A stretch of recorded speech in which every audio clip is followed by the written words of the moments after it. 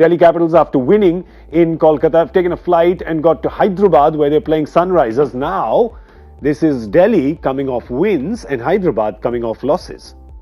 Yeah, and Delhi with Shikhar Dhawan in form. Yeah. Played incredible. Just the other night, where 97 not out, it was the Shikhar Dhawan that we've seen for many, many years, flicking it to all parts, striking it to the boundary. So Delhi are the team in form in between these two, and that combination at the top of the order for Sunrisers in Bairstow and Warner was flying a week or so ago. He's just had a little bit of a stumble, so I'll be interested to see how the Sunrisers cope with their little flap in the tournament. And the more important thing is, the openers had a blip, and then somehow they didn't have the arsenal to cover for that blip. Well, sometimes that happens when two players bat for such a long period of time over the case of a 2 or 3 game period. The middle order have just not had a knock. Yeah. Whereas the last couple of games they've had more of a knock. They've not done great, but at least they've had a little bit of time in the middle, which should serve them well going into tomorrow's game. They're back at their home ground. They know it well. I would think they'll improve their performances from the last couple of games, but Delhi, the team that you'd say, are starting to find a bit of form. Yeah, so let's talk about this team for a second.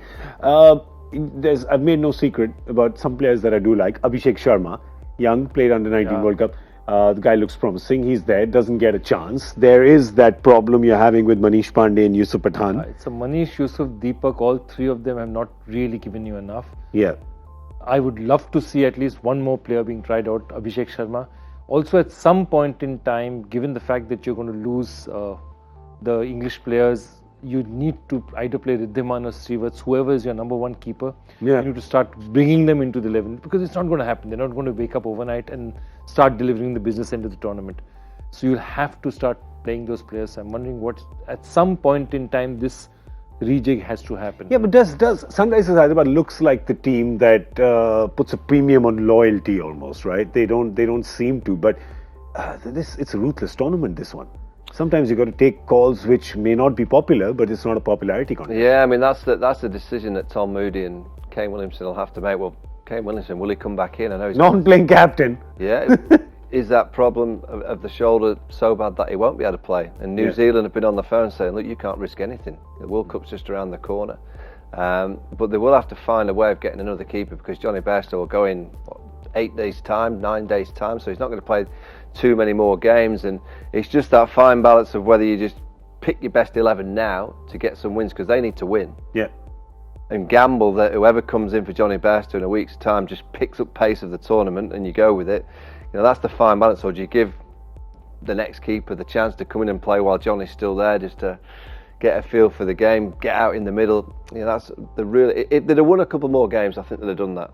Yeah. But the fact that they've lost it, I think they'll just go, and as they should just go with the best 11 to get a win tomorrow. Well, okay, so that's Hyderabad. Let's have a look at the Delhi Capitals team. The good thing for Delhi, Shikhar Dhawan got runs yesterday. Wow, they're playing pretty quick. I was a little surprised though that there was Chemo Paul playing ahead of Trent Bolt in the previous game in Kolkata. Yeah.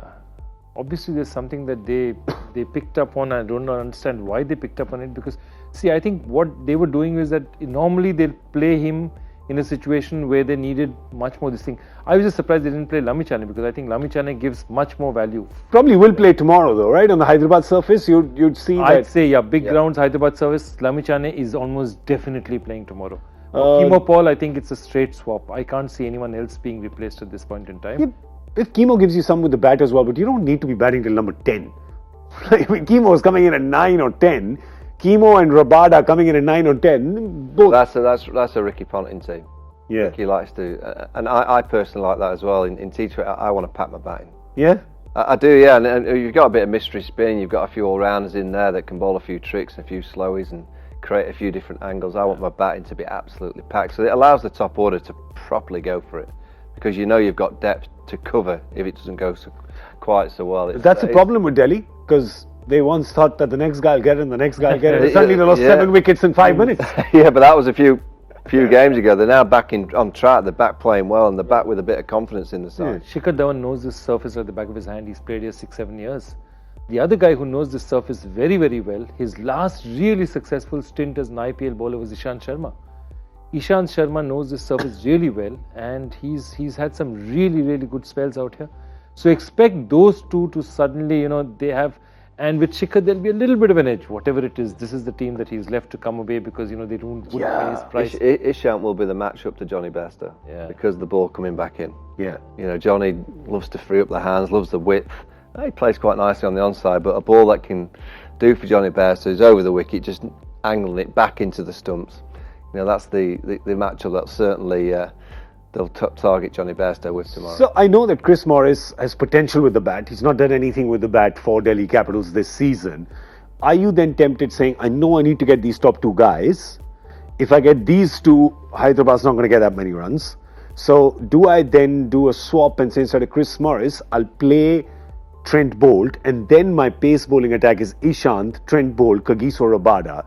And that's my best chance to get them. And if I get these guys knocked out early, I've got enough batting to get, 140, 150. Yeah, you could go that way. I just have a feeling that Ricky Ponting will be trying to get the best out of Chris Morris because he's a match winner all round. Yeah.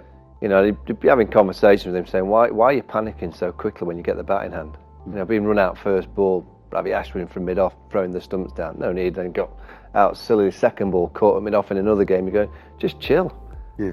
You've got all the power. You're allowed to just play for a bit and then trust your game. And then now after 5 or 6 balls, you've got so much power and finesse that you can just clean the ball into the stands. But I think Ricky will be trying to make sure that he gets Chris Morris his all-round game going nicely because he's going to be such an important member of the side going forward in the comp. Yeah, and he perhaps won't be picked for the South Africa one-day team, which means that he'll be there right till the end. So it'll be important for them to get that sorted out.